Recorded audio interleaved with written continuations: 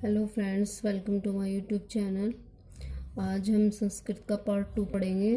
हम संस्कृत व्याकरण पढ़ रहे हैं जो यूपी है। वीडियो पसंद आए तो लाइक, शेयर और सब्सक्राइब करें। चलिए स्टार्ट करते हैं। आज विसर्ग से ये आपका क्या हुआ, अंग, अनुस्वार, और अह क्या हुआ आपका विसर्ग। ठीक है, जो हम ऊपर ये बिंदी लगाते हैं ये है आपके अनुस्वार, और ये जो हम ये बिंदी लगाते हैं ये होते हैं आपके विसर्ग।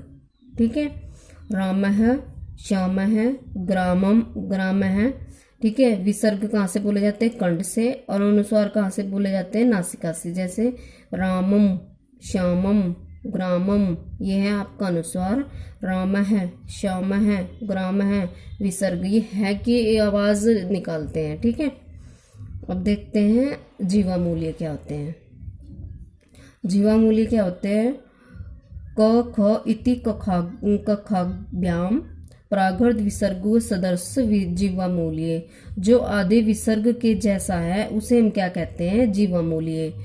कहाँ कब बोले जाएंगे जीवामूल्य? जब हम क और ख से पहले लगाएंगे तब ये क्या होगा आपका? जीवामूल्य।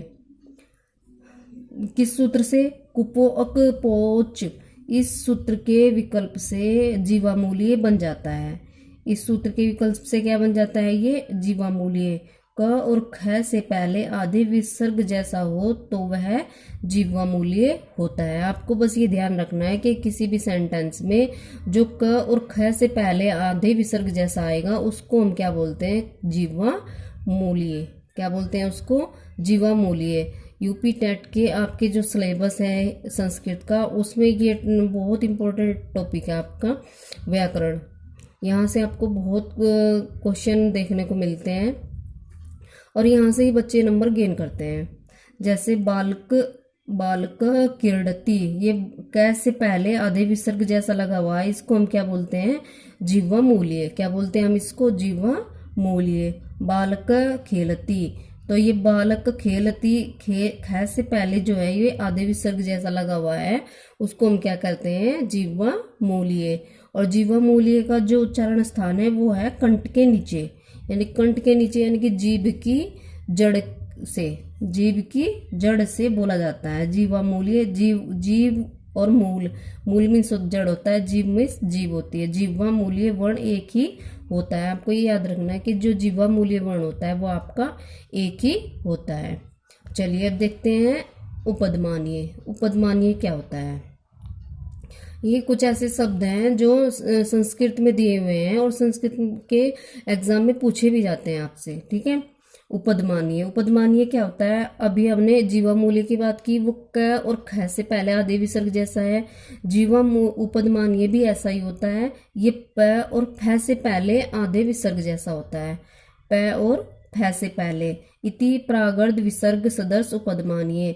जो आधे विसर्ग के जैसा है, प और फ से पहले है, वो आपका क्या होगा? उपदमानीय। ये चीजें आपको याद रखनी है। जो क और ख से पहले है वो जीवामूल्य है, जो प और फ से पहले है वो आपका उपदमानीय है। ठीक है, कुपोच सूत्र के विकल्प से उपदमानीय बन जाता है। जैसे वृक्ष पतति, वृक्षः फलति, तो इसका उच्चारण स्थान क्या है आपका? ओष्ठ। क्या है उच्चारण स्थान? ओष्ठ। तो प से पहले है आधे विसर्ग जैसा, तो ये आपका उपदमानीय है। फ से पहले है आधे विसर्ग जैसा, ये भी आपका उपदमानीय है।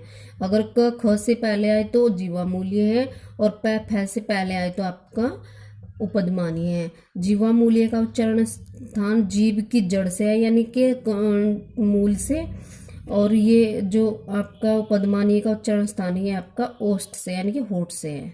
ठीक है, चलिए आगे देखते हैं। तो आपका कार और इप प्रत्यय। कार और इप प्रत्यय वर्णात्कार यानी कि वार्तिक। ठीक, वर्णों में कार प्रत्यय लगाकर बोलना चाहिए।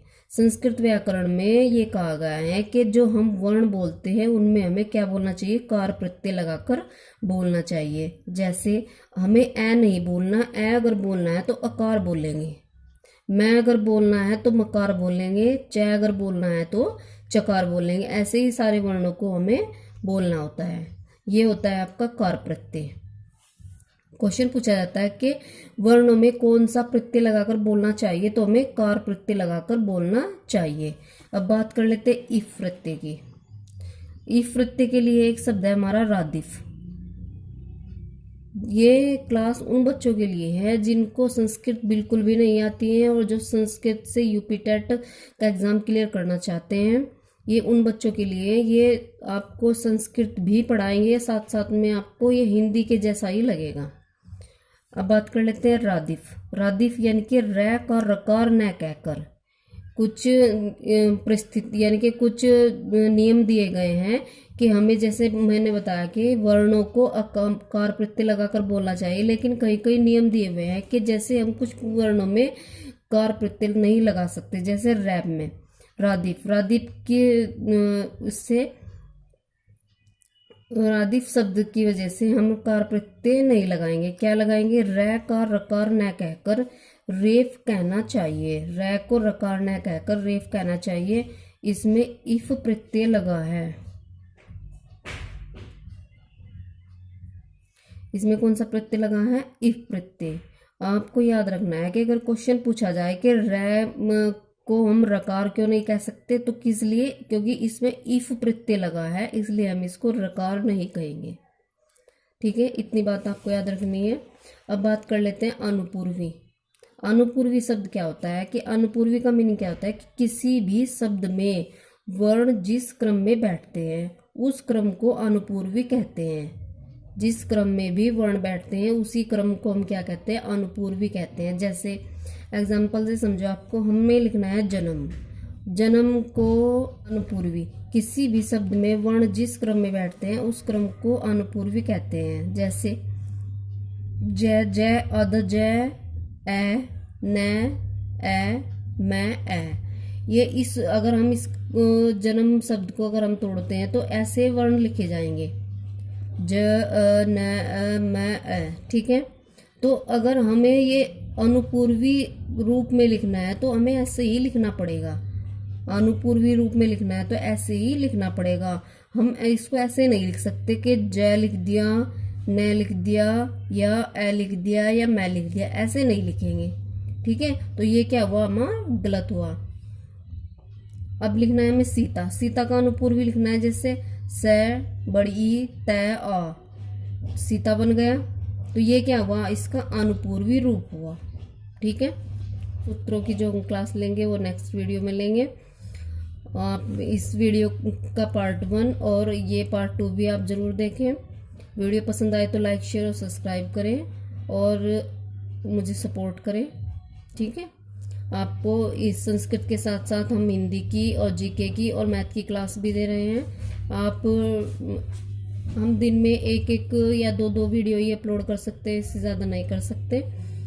थोड़ा नेट की प्रॉब्लम है और आप मुझे सपोर्ट करें। आप जितना ज़्यादा सपोर्ट करोगे उतना बेहतर कंटेंट आपको मिलता रहेगा। भले ही ये आपको मेरे पास इंस्ट्रूमेंट नहीं है बहुत अच्छे, लेकिन फिर भी मैं कोशिश कर रही हूँ, क्योंकि आपको जो कंटेंट दिया जा रहा है वो बिल्कुल बहुत अच्छा कंटेंट है और मैं बहुत अच्छे नंबर लाएंगे। 100+ नंबर ही आपके आएंगे, इससे कम नहीं आएंगे। तो मेरा वीडियो अगर आपको पसंद आए तो लाइक, शेयर और सब्सक्राइब करें और मुझे कमेंट करें मैं आपके लिए इससे बेहतर और क्या कर सकती हूँ, या मुझे आइडिया दें कि इससे बेहतर कोई और तरीका हो सकता है जिससे कि मैं आपको बेहतर से बेहतर कंटेंट और एग्ज़ाम में आने वाला कंटेंट मैं दे सकूं। तो चलिए मिलते हैं नेक्स्ट वीडियो में। तब तक के लिए नमस्कार। हंसते रहिए, मुस्कुराते रहिए और मस्त रहिए।